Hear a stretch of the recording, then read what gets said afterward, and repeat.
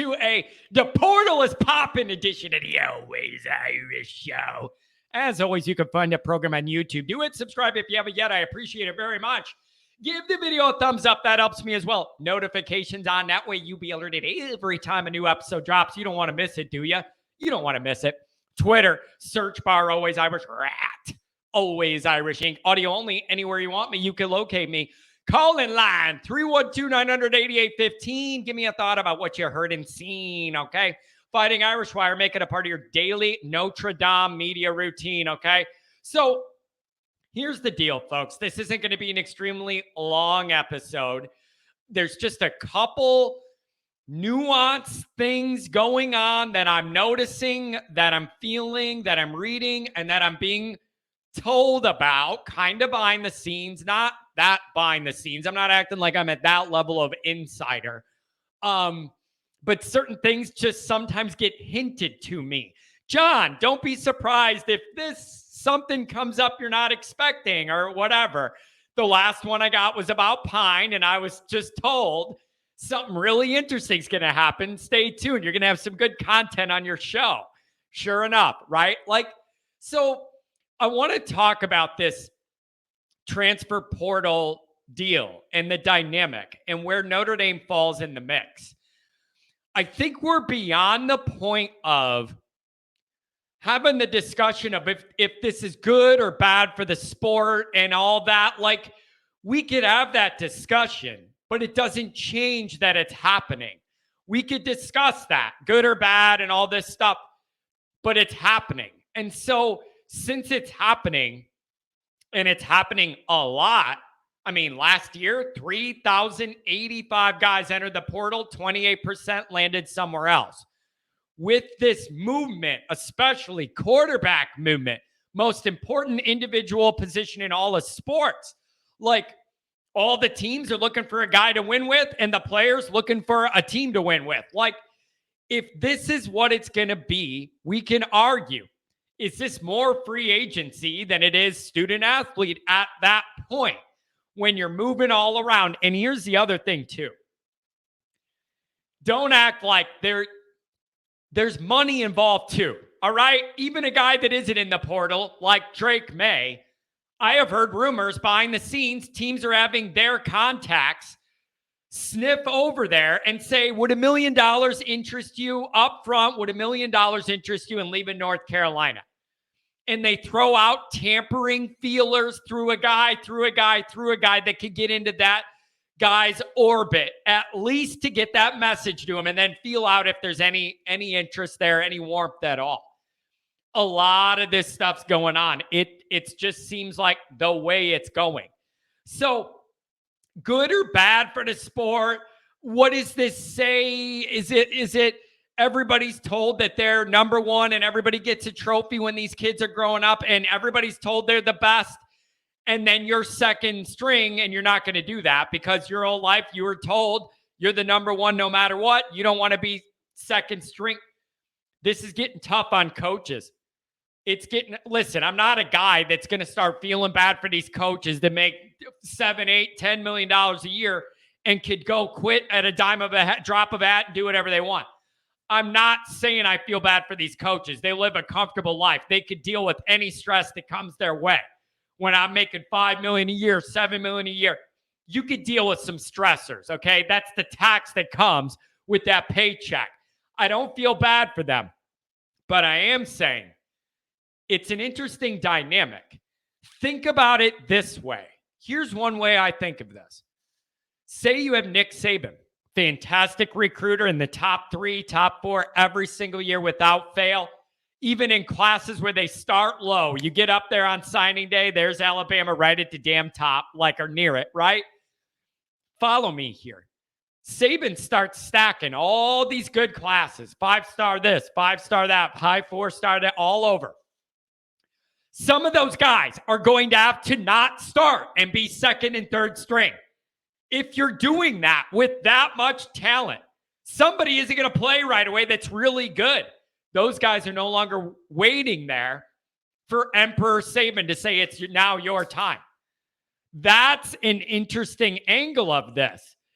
Does this dynamic help disperse the talent more equally around the country? Because if you're really that good, you're not going to sit there as second string for 2 or 3 years playing for Saban. You're going to go somewhere else. So is this in a way to actually minimize the disparity in the talent? Because more guys that can play right away are going to want to go somewhere and play right away. And those teams need a guy that can come play right away. Does it balance out the field in a way? Are you following me? There's some really high-end players that are not willing to sit and be backups at Alabama. Like, I'm sorry, that's the way it's going. You have teams that have 18 guys entering the portal this year, 17 guys entering the portal, 16 guys entering the portal. I have a hard time thinking that's healthy for anybody when it's 18 guys, not a handful, where it's a combination of struggling in school, not a good culture fit, and I'm not playing a lot. Like, it's not a handful of those situations. 17, 18, 19 guys in a class, that's a lot of movement. So I don't know what to make of it all, whether it's good or bad. I know it doesn't feel like Grandpa Kennedy's college football when old Frank Leahy was recruiting guys that had eligibility when he was in the Navy in the war. We're a long ways from that. But if this is what it's going to be, Notre Dame cannot afford to not play this game to a certain extent. I never expect Notre Dame to flip 15 guys, half on offense, half on defense, and do all that. That's not in Notre Dame's DNA. It's hard to maintain the Notre Dame culture if you're doing it that way, and values, in my opinion, with so many moving parts. I'm not seeing that in Notre Dame's future to be in the portal to the extent a lot of these programs are, where they don't care about your arrest record. They do not care if you can read. They do not care if you can write. They do not care if you could do math. They do not care if you're a good person. They want to win football games.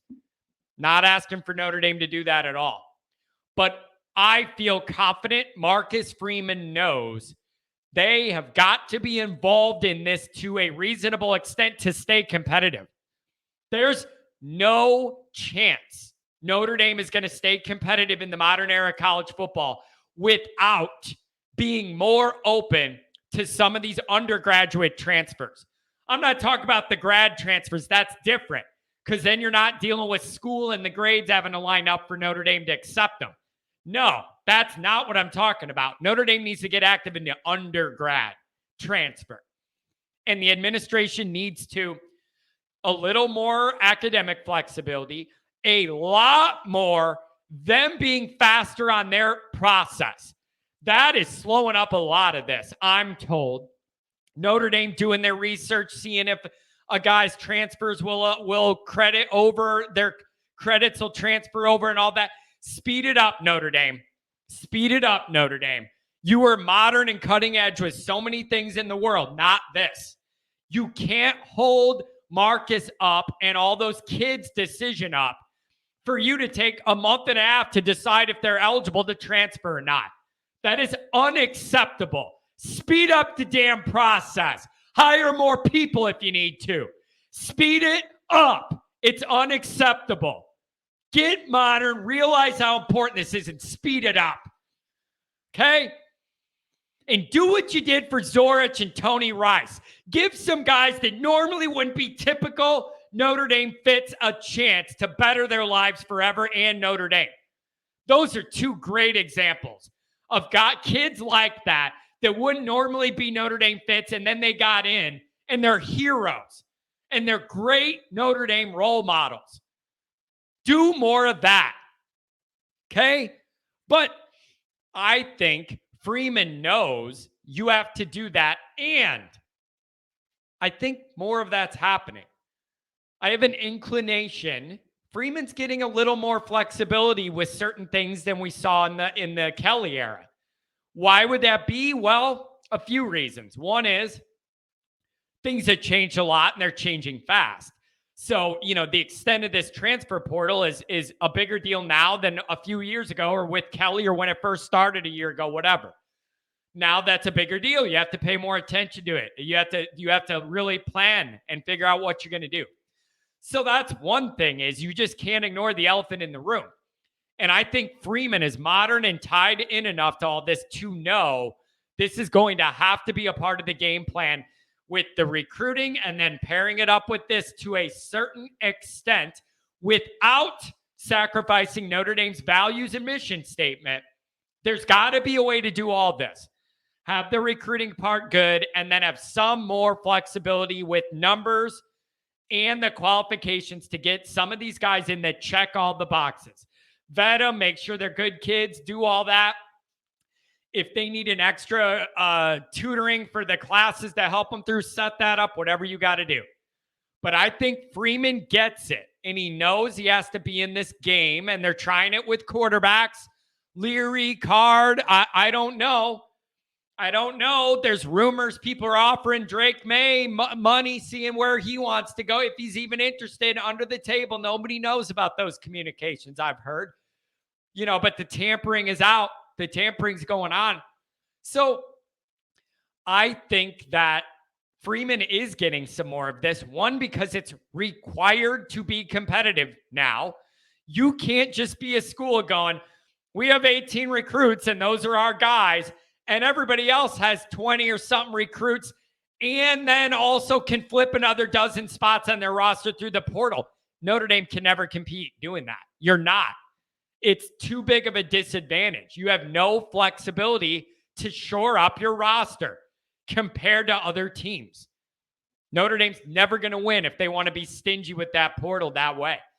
Forget it. But the number two reason I think that we're seeing some movement in this area that lends me to think there's more flexibility is I think the administration likes Marcus. And I know how Notre Dame works. I guarantee you people are more often to the ideas that Marcus has of what he needs to succeed here than people were to Kelly the last couple of years. I'm serious. Kelly wore out his welcome. He didn't treat people the right way all the time. And it builds up over time. And then when you never win anything that matters, that builds resentment. I'm sorry. What do you mean never won anything that matters? Winningest coach ever. What's the biggest bowl game Kelly ended up winning at the end of the year? What is it? Oh, it's the Camping World Bowl. Yeah, thanks. Awesome. Put that right next to the national championship trophies and the Heisman's. A Big Tent trophy. It's a joke. It's a joke, okay? Playoff games is what matters. Heisman matter. Championships matter. This is Notre Dame, all right? But I think that because of the genuine nature of Marcus Freeman, I think people at Notre Dame in power positions want to work with the guy more than Kelly. I have no evidence of that. I feel it, though. I feel it. That stuff matters at Notre Dame, and Kelly pissed off a lot of people and treated people the wrong way a lot of times. So I think they're a lot more open to giving Marcus what he needs to succeed than they were Kelly because of that personality. You can disagree with that. It is my feeling. I am seeing wiggle room in areas I didn't see Kelly get and have with certain things. And so I'm interested to see how many guys Notre Dame goes for in this portal. And a part of this is there's some timing there to all the Notre Dame guys, Bellamy, the Notre Dame guys that are leaving, Pine. There's a usage in mind for those scholarships, and it's got to be soon. Piece it together, guys. Freeman gets it. He's trimming the fat. If you're not going to contribute and be elite, he's getting that scholarship and filling it with guys that might from the transfer portal. Quarterback, wide receiver, a secondary guy, maybe a safety, and I'd like a defensive lineman. Those are my top priorities in the portal. Let's see what happens. But I feel like there's some more flexibility here, and I trust Freeman to maintain the culture and not let an influx of guys from everywhere that didn't all get recruited together, that have that relationship and have been in Notre Dame a while and are settled in. I have no issues that Marcus is not going to be able to control that dynamic and maintain our culture. So I feel like things are opening up a little more for us to be in this game, and it's the only way to stay competitive. Notre Dame cannot only get one or two guys out of the portal and then look at what everybody else is doing. You're never going to win. It's just math. You're not going to be able to compete when your roster's that limited and everybody else has mega flexibility. So I'm not asking for the Wild West. I'm not asking to cut corners and take felons and I'm not asking for any of that. I'm asking for reasonable flexibility for Notre Dame to navigate the modern realities of college football. You went so far to get Marcus and make a big deal about that, a hire and all that. Notre Dame has to give the guys the tools he needs to succeed. And I trust him to maintain those values and culture. I genuinely do. I don't think that's going to be a problem. So it's really interesting. And it's just a changing world, you guys. 3,085 guys changing teams last year alone. Playoff field expanding to 12. Like, it's a new age of college football. And I'm excited because in a couple years, Notre Dame's going to have a talent-rich roster going right into all those playoff changes. Exciting times are ahead, folks. But I feel like Marcus is getting a few doors open that Kelly couldn't. And I'm convinced the personality has something to do with it. I really am. I think people are more willing to bend or even at a minimum have a cup of coffee and hear this guy out, what he needs when he's talking to these big shot admin people at Notre Dame, more than Kelly, just because of the way he was and came off. It's just a difference I feel, and I think we're going to see good results because of it. Exciting times are ahead, folks. Marcus Freeman's trending up. The program's trending up. The talent's trending up. Good times are coming our way. Have a good one.